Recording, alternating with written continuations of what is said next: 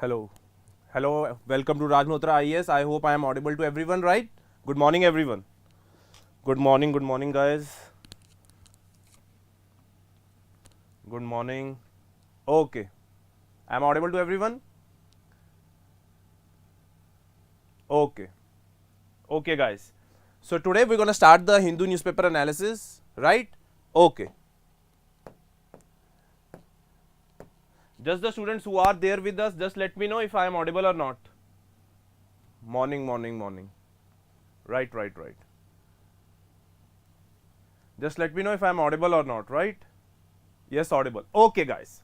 So as of you know that there has been a huge, we have an election result, right? So BJP has won in Gujarat and Congress has got the majority in, let's say, in Himachal Pradesh, right? So we will not discuss that news. That is all political news, not from our examination point of view. We will try to cover the other aspects of the today's news that were very important, right? So there were quite a, we could say a little bit that was important in Hindu newspaper, and we would try to capitulate or capitalize on that news and would try to analyze that news, right? Okay. Okay, guys. So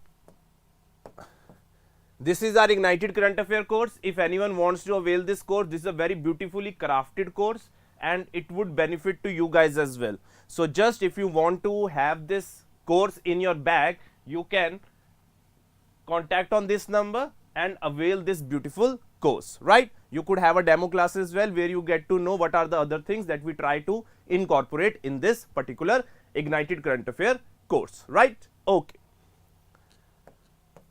Now, this has been the news quite frequently related to this, we could say, Jallikattu support. As of you know, this support basically is, we could say, very closely associated with, we can say, culture and traditions of Tamil Nadu, right? So, Supreme Court had earlier banned this Jallikattu support.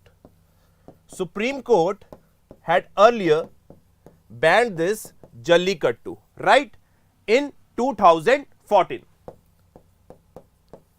But Tamil Nadu, we could say, passed an act where it, let's say, provided an amendment to this particular, let's say, support, and we could say now they are saying, the people who say that it is a basic right that they have under Article 29. They have a right under Article 29, that is to basically continue with this Jallikattu support. But here the issue that is involved is basically related to cruelty of animals, which is to be understood. It is related to the cruelty of the animals. So basically the animals are not being, we could say, kept in a very safe manner, in a very hygienic manner, and there is lot of cruelty that is treaded on the animals. As a result, for right now, Supreme Court has said that they had reserved their order related to the basic of this Tamil Nadu law that is trying to protect this Jallikattu festival. That is trying to protect this Jallikattu festival. Basically, they claim that it is a cultural heritage of the state. Very important. The Tamil Nadu, we could say, the petitioners or the proponents of this support claim that it is a part of the cultural heritage. कि ये हमारे एक cultural heritage का part है, right? So, which shall be protected under Article 29 of the Constitution. So, as a result, we could say that Supreme Court right now has reserved the order, and over the period of time it would try to seek whether it shall ban again this Jallikattu support or not. I hope this point is clear to everyone, right? So this was the big news that was there of our, we could say, in the front pages related to this support, that is Jallikattu, right? Okay. Next, moving forward. Now, the editorials today were mostly, we could say, revolving around the victory of BJP, right? So there was nothing that we shall guys read about that. But the important thing that we guys shall focus upon is this particular opinion that was on the sustained growth in remittances. Sustained growth in remittance. Now, okay, sustained growth in remittance. Basically, can anyone tell me what is a remittance? You keep the answer in the comment box and I will start reading out what this particularly opinion page says about this growth in remittance, right? Okay. Now, has anyone written it down? What's the meaning of a remittance? Okay. So, let's try to understand. India would be the first country that in the coming year would receive $100 billion in remittance. Very, very important. India would be receiving $100 billion in remittance. Now, the question comes, what is the meaning of remittance? What is the meaning of remittance? So, remittance means it is a sum of money sent by one party to another. It is a money that is sent by one party to the another. These days, this term describes the money sent by someone working abroad to their family back home, right? We all know that we have a lot of diaspora in countries like Gulf, in USA, UK, Australia, where people are working and they send the money back home. The money which is now coming back is basically the part of the remittance, is basically a part of the remittance. So, that is what actually constitutes remittance. When I am saying this remittance is going to touch the $100 billion mark, it means the money that would be sent by the people who are working outside, they would be sending the money back home that would touch the mark of $100 billion, right? In case of India, the largest source of remittance have been from Indians working in Gulf Cooperation Council. Now, Gulf Cooperation Council consists of UAE, Bahrain, Saudi Arabia, Oman, Qatar and Kuwait. Now, this is very important. You need to know the members of the Gulf Cooperation Council. These are UAE, Bahrain, Saudi Arabia, Oman, Qatar and Kuwait. Remittance to India are set to touch a record $100 billion in 2022. Now, this is very important. Remittance is gonna touch the $100 billion mark in 2022, right? This has been claimed by World Bank's report by the name of Remittance Brave Global Headwinds. Remittance Brave Global Headwinds. Now, this report is not only talking about the remittance that India is receiving, it is basically talking about the growth in remittance post-COVID. Very, very important. It is telling us about growth in remittance post-COVID that we guys need to understand. India received $89.4 billion in 2021.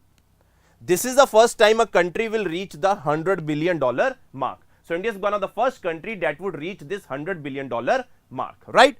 Moving on, discussing this further, world remittance are expected to touch $794 billion in 2022 from $781 billion in 2021. This represents a growth of 4.9 compared to 10.2 in 2021. That means in 2021 we had a 10.2% growth rate, right? Which was the highest since 2010. Of this $794 billion, now if I talk about this chunk of the remittance, major remittance goes to low middle income countries. Very, very important. Major chunk goes for this low middle income countries. This thing needs to be understood.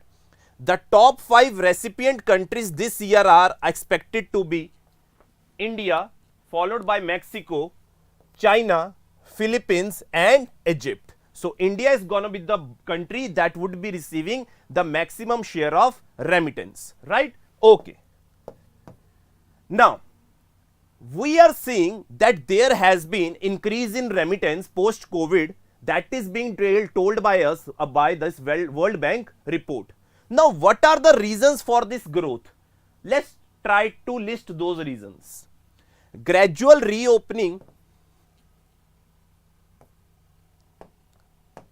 gradual reopening of various sectors in host country economies, improved migrant worker incomes and employment situations, migrants' determination to help their families back home. This is very, very important. Along with it, certain fiscal stimulus measures taken in the countries where people are working. As a result, wages have increased. Now, it is the will of the migrant as well that post-COVID, they have to send the money back home. They have to send the money back home. That is why we are seeing the sustained growth in remittance, right? So, these are the various reasons due to which we are seeing the growth in remittance. Now, if I talk about Indian remittance, there has been a certain structural shift as well. Why? We have seen the reasons: fiscal stimulus, willingness to spend money back home. But there is now change in the nature of the job these people are doing, along with remittance coming from which country. Earlier, the remittance used to come mainly from the Gulf Cooperation Council. Now it has changed. It is more coming from USA. And earlier, it was coming from low skill paying jobs. But now, remittance is coming from high skilled paying jobs. So, the country has changed and the nature of the job has changed. This is what we need to understand. That is, country and the nature of the job has changed, which is the most important structural shift that we guys are witnessing, right? So, this is the thing that is mentioned in this particular article. Now, remittance future trends. What are the future trends? Remittance to India is forecasted to grow by 4%, supported by a large share of Indian migrants earning relatively high salaries in US. That is the thing that I told you about. Now, the people are earning high salaries working mainly in the US, not comparison to Gulf Cooperation Council, and their share in remittance overall has decreased, right? The salaries may be more resilient than those of lower wage migrants.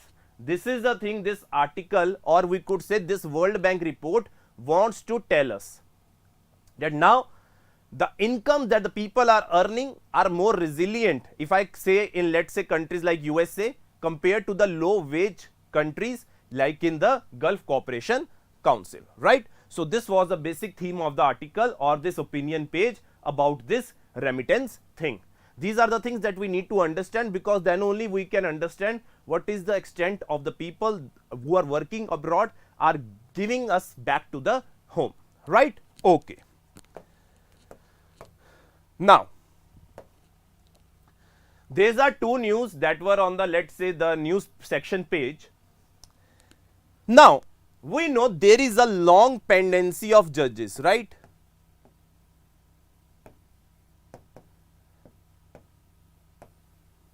Let's say in high courts, there is a long pendency of, we could say, judges, not judges but cases, and there is shortage of we could say there are vacancy of judges. So, there is a proposal, why not we appoint senior advocates? Why not we appoint senior advocates not as the proper judges but as ad hoc judges? This thing is very, very important. That is why they are saying that process to appoint ad hoc judges must be less cumbersome. That is, senior advocates in high courts may not want to give up legal practices permanently, but may take up the role for a limited period. Now, this thing is very interesting to understand. Let's say there is a senior advocate who is working in a high court, he must be getting a very good or healthy amount. So, why would he, if he is appointed permanently to the position of a high court judge, he won't be getting that perks and salaries, or we could say perks that he is getting as a senior advocate. So, rather than to make them judge permanently, we need to make the procedure easier and we need to appoint them, let's say as a ad hoc judge, maybe for a limited period of time, let's say 2 years. It would be, let's say, two-way strategy. First is to reduce the pendency of the cases, and second would be to solve the problem of vacancy of the judges. So, in this way, this procedure, if it is let's say implemented, could be very, very beneficial, right? Okay. Someone is very late. Rohit, good morning everyone. Okay. Now this was the second news. Rajya Sabha clears wildlife bill that promises better protection. I would like to ponder add two things to this, right? Now, see, guys, we have right now Wildlife Protection Act 1972. हमारे अभी कौन सा act है? Wild life protection act 1972. It contains 6 schedules.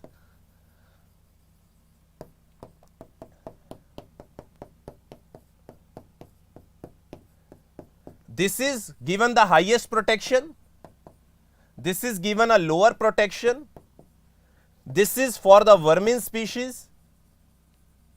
And this is for plant species.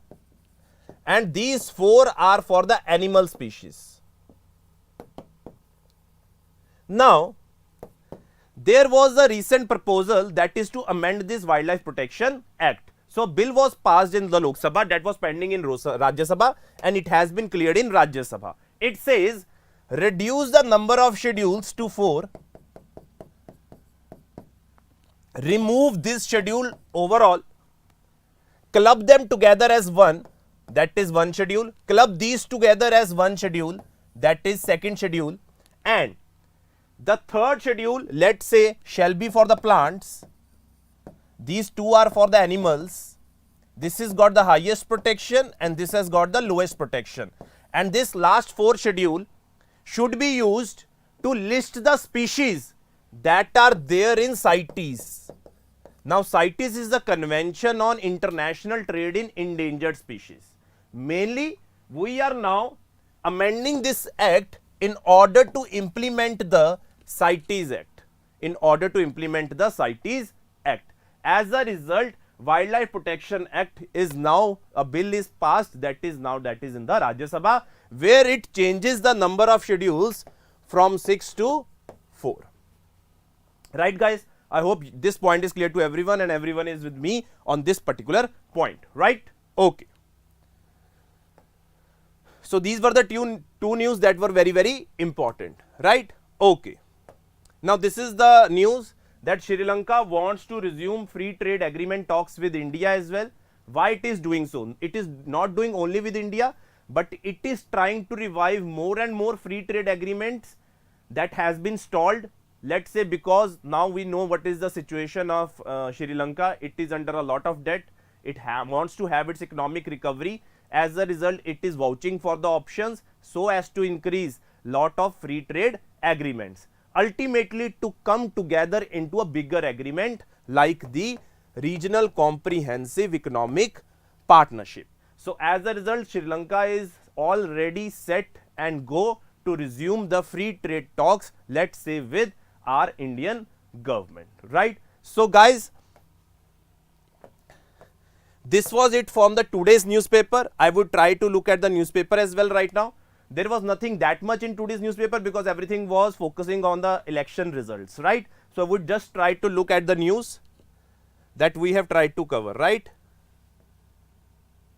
See, all front pages were all these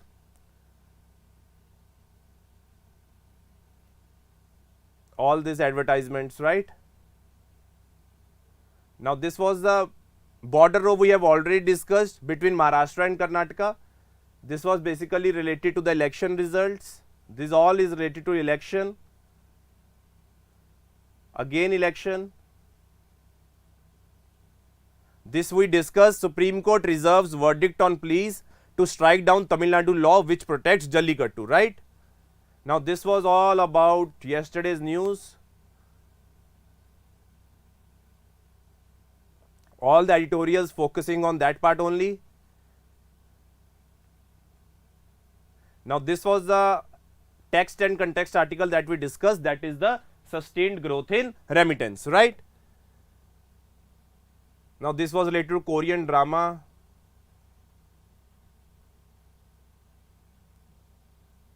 Now, collegium system is in the news. We have discussed yesterday National Judicial Appointment Commission, right? This we discussed. Now process to appoint ad hoc judges. Rajya Sabha clears wildlife protection bill. Nothing more than that.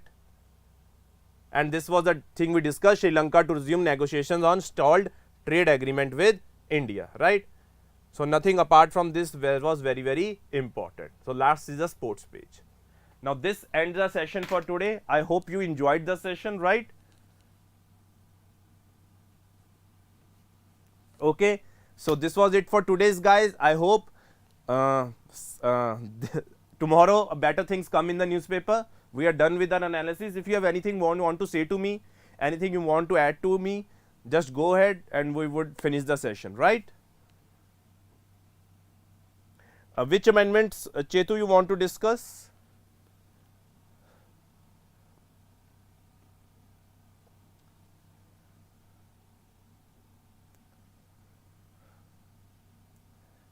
Okay, guys.